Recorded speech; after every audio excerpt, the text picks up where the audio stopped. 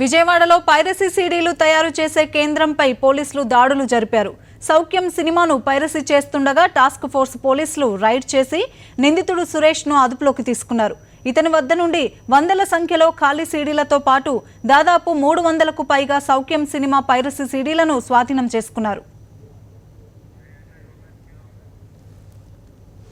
ఇక ఈ పైరసీ సీడీలకు సంబంధించిన మరింత సమాచారం విజయవాడ నుండి మా కరెస్పాండెంట్ లక్ష్మి అందిస్తారు. విజయవాడలోని వన్ టౌన్లో ఉన్నటువంటి పంజా సెంటర్లో ఉన్నాము.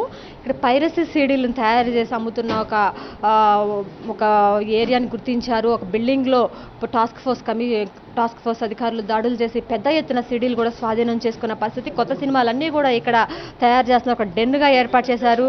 చూడొచ్చు, బెజవాడ పైరసీ సీడీలకి హబ్గా మారుతున్నటువంటి ఇది ఒక ప్రత్యక్ష నిదర్శనం కూడా చెప్పవచ్చు. అసలు ఎన్ని సీడీలు పట్టుకున్నారు, అసలు ఏంటనేది వారి మాట్లాడి తెలుసుకుందాము. చెప్పండి, ఏమేమి సీడీలు పట్టుకున్నారు, మీకు అసలు ఎక్కడి నుంచి వచ్చింది ఇన్ఫర్మేషన్?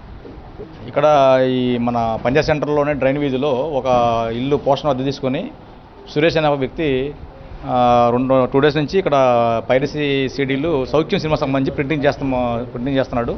ఇతను చెన్నై నుంచి 12 యూనిట్లు తెచ్చాడు. ప్రింటింగ్ యూనిట్లు తెచ్చుకున్నాడు చెన్నై నుంచి.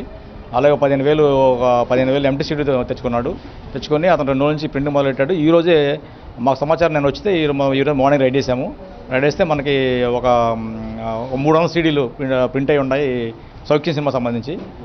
మిగిలినవి అన్నీ కూడా ఎంటీ సీడీలే.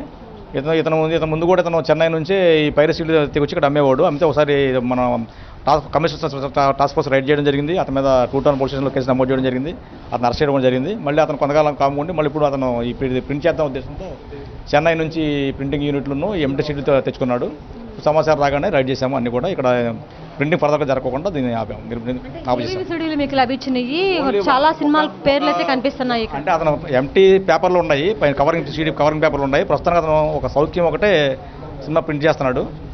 ప్రింటింగ్ కూడా ఒక 300 సీడీలు దొరికినాయి. మిగతా అన్ని కూడా ఎంటీ సీడీలు. దీనిలో ఎంతమంది తయారు చేస్తున్నారు? ఒక్క వ్యక్తేనా, అతని ఫ్రెండ్స్ ఏమైనా సహకరిస్తున్నారా? అసలు ఒక వ్యక్తి ఉన్నాడు, సురేష్. అతనికి ఆల్రెడీ పంజా సెంటర్ సీడీ షాప్ కూడా ఉంది. ఆ ఫ్రెండ్ ఒక నరేషన్ అతను కూడా అతనికి సాయం చేస్తున్నాడు, హెల్ప్ చేస్తున్నాడు. విజయవాడ వ్యాప్తంగా చూసుకుంటే ఒక్కటే కాదు, ఇలాంటి చాలా ఉన్నాయి, పదుల సంఖ్యలో ఉన్నాయి. అలాంటి వాటి మీద మీరు ఎలాంటి చర్యలు తీసుకోబోతున్నారు ముందు? విజయవాడ ఇంతవరకు ప్రింటింగ్ ఇంతవరకు ఎక్కడ జరగలేదు. ఫస్ట్ టైం ఇతను మొదలుపెట్టంగానే మనకు సమాచారం వచ్చింది. రాగానే కమిషనర్ టాస్క్ ఫోర్స్ ఇమ్మీడియట్గా దాన్ని రైడ్ చేయడం జరిగింది.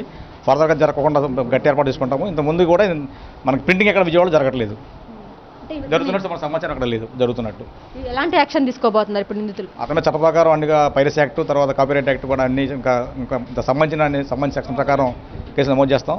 పకడ్బందీ ఏర్పాటు చేస్తాం జరుగుతుంది. అయితే ఇప్పటి వరకు కూడా సౌఖ్యం సినిమాకి సంబంధించినటువంటి సీడీలు ఇక్కడ తయారు చేస్తున్నట్టు వీళ్ళు గుర్తించారు. ఇప్పటి వరకు కూడా ఇట్లా తయారు చేసే కేంద్రాలు మాత్రం విజయవాడలో లేదు. మొదటిసారిగా ఇది కేంద్రం ఇక్కడ పెట్టి ఇక్కడ పైరసీ సీడీలు తయారు చేస్తున్నట్టు మేము గుర్తించామని చెప్పి అధికారులు చెప్తున్నారు. వీళ్ళపైన తక్షణమే చర్యలు తీసుకుంటామని, చట్టపరమైన చర్యలు అన్నిటి కూడా తీసుకుంటామని చెప్తున్న